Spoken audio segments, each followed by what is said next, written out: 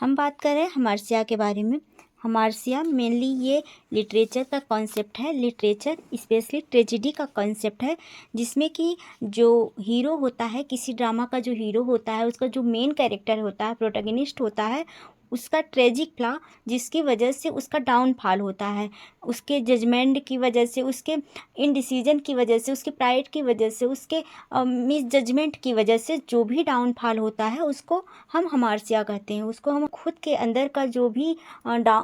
Error है, जो भी उसके अंदर की जो कमियां है, उसकी वजह से जो डाउनफॉल होता है उसी को हम हमारसिया कहते हैं। इसका मेन ओरिजिन जो माना जाता है वो माना जाता है जो ग्रीक फिलोसफर अरिस्टोटल हैं, उनका एक वर्क है पोएटिक्स। पोएटिक्स में उन्होंने ये सबसे पहले ये टर्म दिया हुआ है। ये मेन लिटरेरी टर्म का एक मेन पार्ट होता है हमारसिया, जिसका मतलब होता है एक तरह से आयरनिकल सिचुएशन के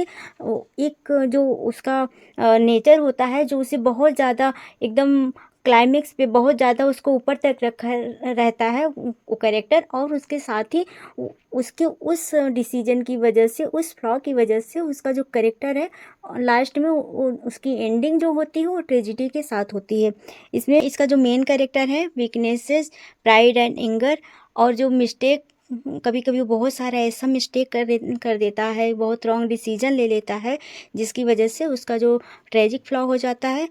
ये भी कारण एक होता है। और लेक नॉलेज, कभी कभी वो बस उसको लगता है कि उसको सब कुछ पता है लेकिन उसे नॉलेज नहीं होता, इस वजह से भी उसके जो कैरेक्टर में ट्रेजिक फ्लॉ हो जाते हैं, जो उसके कैरेक्टर में डाउनफॉल हो जाते हैं। इसकी वजह से इसे ही हमारसिया कहते हैं। जैसे ओडिपस रेक्स में जो ओडिपस है उसका जो हमारसिया है प्राइड एंड इग्नोरेंस, क्योंकि उसका बहुत ज़्यादा प्राइड इग्नोरेंस था कि उसे पता था कि उसे कोई भी बेवकूफ़ नहीं बना सकता, या फिर वो अपने को बहुत ज़्यादा घमंड, बहुत ज़्यादा प्राइड से भरा हुआ समझता था, और उसने अपनी सिचुएशन को इग्नोर करने के लिए वहाँ से वो चला जाता है, लेकिन तब भी उसका लक उससे पीछा उसका नहीं छोड़ता है।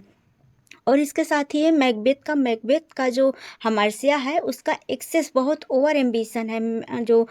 मैकबेथ है बहुत एक्सेस एम्बिशन है, एम्बिशियस है, जिसकी वजह से उसका डाउनफॉल होता है, तो एम्बिशन उसका हमारसिया कहा जाएगा। हेमलेट का इनडिसीजन, हेमलेट पूरे ड्रामा में अपने बस सोचता रहता है करूं या ना करूं, तो इस तरह का डिसीजन वो कोई भी डिसीजन नहीं ले पाता, इस वजह से उसका जो हमारसिया है वो इनडिसीजन होगा। किंग लियर का pride and poor judgement, King Lear का जो हमारसिया है प्राइड और पुअर जजमेंट है, क्योंकि वह अपनी तीनों बेटियों में ये नहीं समझ पाता कि किसके साथ वो गलत कर रहा है और किसके साथ सही कर रहा है, तो इस तरह उसका जजमेंट ही उसको लास्ट में ट्रेजिक फ्लॉ उसका होता है, जो कि उसकी ट्रेजिक एंडिंग करता है। इसके साथ ही ओथेलो जो कि उसका जो ट्रेजिक फ्लॉ है, जो हमारसिया उसका है, तो जेलसी एंड इनसिक्योरिटी है, क्योंकि वो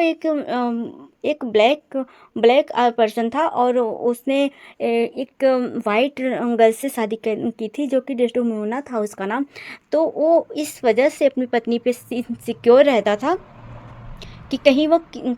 जो ब्लैक की वजह से उसे छोड़ ना दे, इस वजह से उसमें बहुत ज़्यादा जेलसी थी और इनसिक्योरिटी थी, और लास्ट में इसी सब की वजह से उसने बिना जानकारी लिए अपनी पत्नी का मर्डर कर दिया।